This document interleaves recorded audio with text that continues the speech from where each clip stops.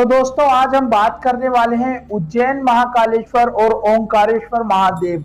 आप जानते हैं कि भगवान शिव के 12 ज्योतिर्लिंगों में से एक उज्जैन महाकालेश्वर और ओंकारेश्वर महादेव है, जिनके भाई सभी भगवान महादेव के भक्त जो है यात्रा करना चाहते हैं कि भाई कैसे हम उज्जैन और ओंकारेश्वर महादेव की यात्रा करें। तो दोस्तों इस वीडियो के माध्यम से मैं आज आपको बताने की कोशिश करूंगा कि भाई कैसे आपको सही टूर रहेगा आपका उज्जैन महाकालेश्वर और ओंकारेश्वर महादेव घूमने का। क्योंकि देखिए यहाँ पर बहुत सारी कंफ्यूजन होती है भक्तों के बीच। कई लोग सोचते हैं कि भैया होटल कहाँ पे लेंगे, होटल के साथ साथ हमारा खर्चा कितना आ जाएगा और हम वहां तक पहुंचे कैसे, बाय बस, बाय प्लेन या बाय ट्रेन आप कैसे पहुंच सकते हैं, वो सब कुछ इस वीडियो के माध्यम से मैं आपको बताने की कोशिश करूंगा। क्योंकि गाइस अभी रिसेंटली मैंने उज्जैन महाकालेश्वर की यात्रा की है, ठीक है। तो उज्जैन का एक्सपीरियंस आप सब इस वीडियो के माध्यम से शेयर करने वाला हूं। और सेकंड चीज आप सभी को एक चीज और बता दूं कि भाई अगर आप भगवान भोलेनाथ के भक्त हैं तो अपने भाई के इस चैनल को सब्सक्राइब कर लें, क्योंकि इस चैनल के माध्यम से भगवान भोलेनाथ के जितने भी तीर्थ स्थान है हमारे इस दुनिया में वो सब कुछ मैं आपको बताने की कोशिश करता रहता हूँ, उनके अपडेट देता रहता हूँ। और साथ में गाइस जो यात्राएं मैं करता हूँ उन यात्राओं का भी आपको डिटेल देने की कोशिश करता हूँ, ताकि आपको यात्रा करने में बिल्कुल भी दिक्कत समस्या ना हो। तो दोस्तों मेरा नाम है शैलेंद्र और भगवान भोलेनाथ का आपका ये दोस्त आप सभी के लिए नए नए अपडेट लाता रहता है। तो चलिए आज की वीडियो की शुरुआत करते हैं भगवान भोलेनाथ के जयकारे के साथ, भोलेनाथ सबके साथ।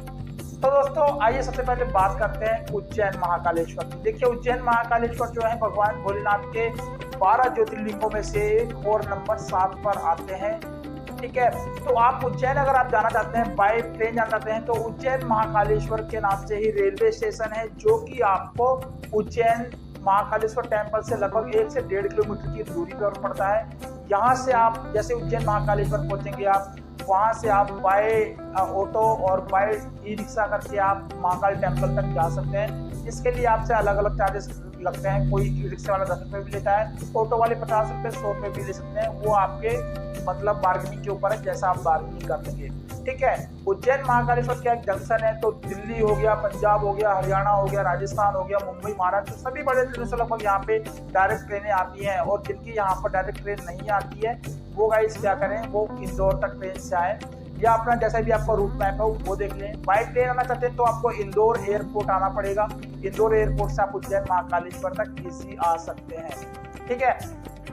और गाइस आपको उज्जैन महाकालेश्वर घूमने की बात रही तो देखिए उज्जैन महाकालेश्वर घूमने का जो सबसे बेस्ट टाइम होता है वो होता है आपका सितंबर टू मार्च या अप्रैल ले लीजिएगा। क्योंकि गाइस मई, जून और अप्रैल में यहाँ पर बहुत ज्यादा गर्मी होती है, तो दिन में आपको महाकाल टेम्पल घूमने में थोड़ी सी दिक्कत समस्या जरूर होगी।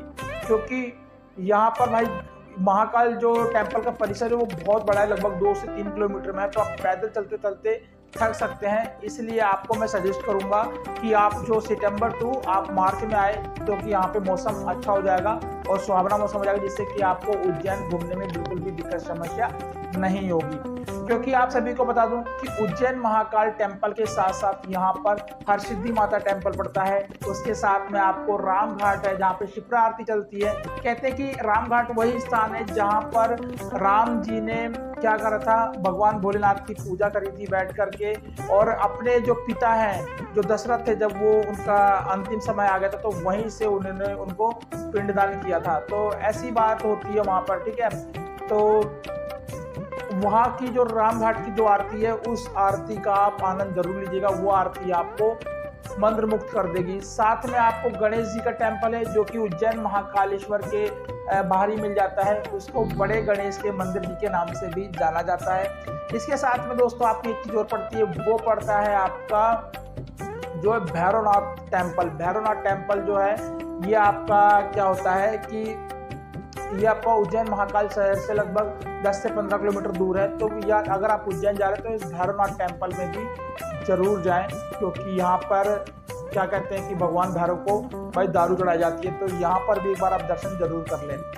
तो गाइज आपको इस प्रकार से आप उज्जैन एक दिन में घूम सकते हैं, कोई बड़ी बात नहीं है। उज्जैन महाकालेश्वर का ये आपका हिसाब से रहा। अगर आप ओंकारेश्वर जाना चाहते हैं तो देखिए आप क्या करें, ओंकारेश्वर जाने के लिए आप क्या करेंगे, सीधा इंदौर उतरेंगे, जो कि नियर जो रेलवे स्टेशन है वो इंदौर पड़ता है। एयरपोर्ट से जाना चाहेंगे तो इंदौर ही पड़ेगा। और बस से अगर आप जाना चाहेंगे तो बस से आप डायरेक्ट ओंकारेश्वर टेम्पल तक जा सकते हैं। वहां से लगभग 1-1.5 किलोमीटर दूरी बस स्टैंड है, तो उस बस स्टैंड से आप ओंकारेश्वर बस स्टैंड के नाम से वहां से आप बस तक से भी जा सकते हैं। उज्जैन महाकालेश्वर आना चाहते तो यहाँ भी आप बाय बस आपको डायरेक्ट सर्विस मिल जाती है।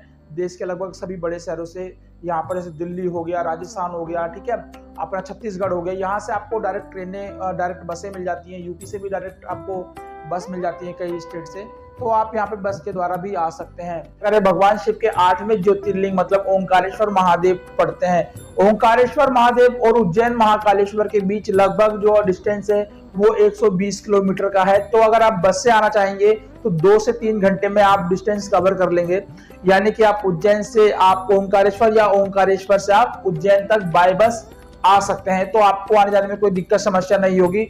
इस प्रकार से दोस्तों आप क्या करेंगे कि एक दिन में अगर आप बाय ट्रेन जाना चाहते हैं तो मेरे हिसाब से आप जाएं सीधा इंदौर उतरे, इंदौर से आप 2 घंटे का ट्रैवल करके पहुंचेंगे कहां पर, ओंकारेश्वर। ओंकारेश्वर महादेव के दर्शन करिएगा।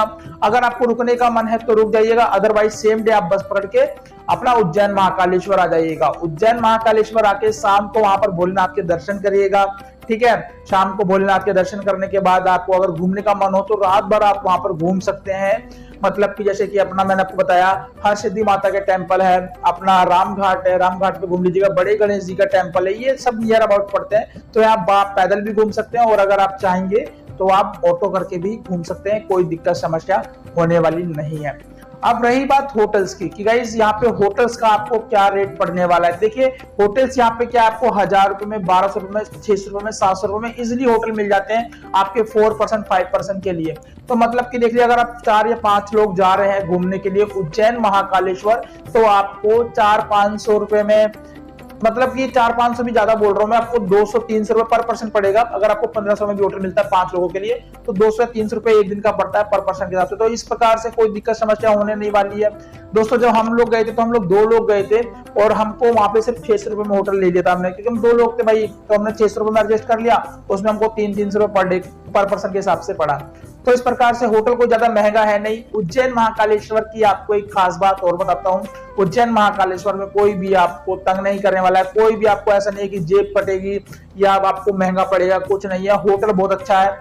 आपको यहाँ पर खाना भी 100 रुपए थाली में आपको मिल जाएगी, इसमें आपको 5 रोटी मिलती है, चावल मिलते हैं और 2 तरह की सब्जी मिलती है, सलाद मिलता है। तो भैया 100 रुपए में आपका पेट भी भर जाने वाला है। तो खाने से रिलेटेड भी कोई खर्चा होने नहीं वाला है, ठीक है। ओंकारेश्वर महादेव का मैंने आपको बताया कि आप उज्जैन महाकालेश्वर के दर्शन कर लीजिएगा, एक दिन वहां रुकिएगा उज्जैन में, पूरा उज्जैन महाकाल घूमिएगा। सेकंड डे आप मॉर्निंग में निकल जाइए ओंकारेश्वर महादेव। ओंकारेश्वर महादेव अगर आप सुबह 8 बजे निकलते हैं तो आप लास्ट 11 बजे ओंकारेश्वर महादेव पहुंच जाएंगे, ठीक है। उसके बाद गाइस ओंकारेश्वर महादेव घूमने के बाद भगवान के दर्शन करके आपको बाई ट्रेन जहां जाना है वहां आप जा सकते हैं। अगर आपको पूरा शहर घूमना है उज्जैन का, उज्जैन शहर घूमिएगा, जो आप घूमे वैसे अपनी प्लानिंग कर सकते हैं। तो इस प्रकार से आपको उज्जैन और ओंकारेश्वर में अगर मैं आपको बताऊं रहने का खर्चा, तो यहाँ पे दोस्तों जो आपको रहने का खर्चा है वो आपको एक दिन का मतलब 300 रुपए पर पर्सन के हिसाब से पड़ेगा। तो 300 रुपए ये ले लीजिएगा और 200 रुपए खाने का ले लीजिएगा, 500 रुपए आपका ये हो गया। और उसके अलावा जो आपका 500 रुपए अदर खर्चा मान लीजिएगा आप, जैसे आप प्रसाद लेंगे, ठीक है, या वहां पे आप कोई वैसा किसी को दान पुण्य कर दो, 500 रुपए ये आपका 1000 रुपए यहाँ खर्चा होने वाला है। और आपका मोटा मोटा आप 1000 रुपए मान लीजिएगा आपका ओंकारेश्वर महादेव की यात्रा में। तो इस प्रकार से उज्जैन और ओंकारेश्वर महादेव दोनों यात्राओं में आपका 2000 रुपए का खर्चा होने वाला है। बाकी है आपको अप डाउन ट्रेन का, ये आप अपने कन्वेंस के हिसाब से देख लीजिए, आप प्लेन से आ रहे हैं, ट्रेन से आ रहे हैं, बस से आ रहे हैं, तो कितना खर्चा आपका उसमें हो रहा है। अगर मैं अप्रोक्स में दिल्ली से बताऊं कि ट्रेन का रिजर्वेशन तो भाई 400 रुपए का है, 4 दूनी 800 रुपए हुए वो, और 2000 रुपए इधर का खर्चा मान लीजिएगा दोनों टेम्पल का, तो आपका टोटल 3000 रुपए में आपकी उज्जैन महाकालेश्वर और ओंकारेश्वर महादेव की यात्रा हो जाती है बिना किसी चिंता के, ठीक है। तो दोस्तों मेरा मतलब यही था, सिर्फ आपको वहां पे होटल से रेटिंग बताने का कि होटल आपको भाई, क्योंकि बहुत सारे लोगों के अंदर कंफ्यूजन होती है कि भैया होटल कहाँ लें, कैसा लें, ठीक है। आपको अच्छा होटल मिलेगा नहीं मिलेगा, कहीं में ज्यादा खर्चा तो नहीं मिलेगा। तो आपको उज्जैन महाकालेश्वर में ऐसी कोई सी भी बात नहीं है। जिन जिन भक्तों ने माता वैष्णो देवी की यात्रा की है उन्हें पता ना वैष्णो माता में कितना सुकून मिलता है, ऐसा ही सुकून आपको उज्जैन महाकालेश्वर और ओंकारेश्वर महादेव की यात्रा में भी होने वाला है। तो दोस्तों भगवान भोलेनाथ के इन सभी ज्योतिर्लिंगों के दर्शन करें। मैंने आज आपको उज्जैन महाकालेश्वर ओंकारेश्वर महादेव के बारे में बताया। तो कैसी लगी आपको जानकारियां मुझे कमेंट करके बताइएगा, और अगर अच्छी लगी तो प्लीज वीडियो को लाइक जरूर करिएगा, और जिन दोस्तों के साथ जा रहे हो तो उनको ये वीडियो शेयर जरूर करिएगा। बाकी मिलता हूं आपको एक नई वीडियो में एक नई इन्फॉर्मेशन। तब तक के लिए जय हिंद, जय भारत।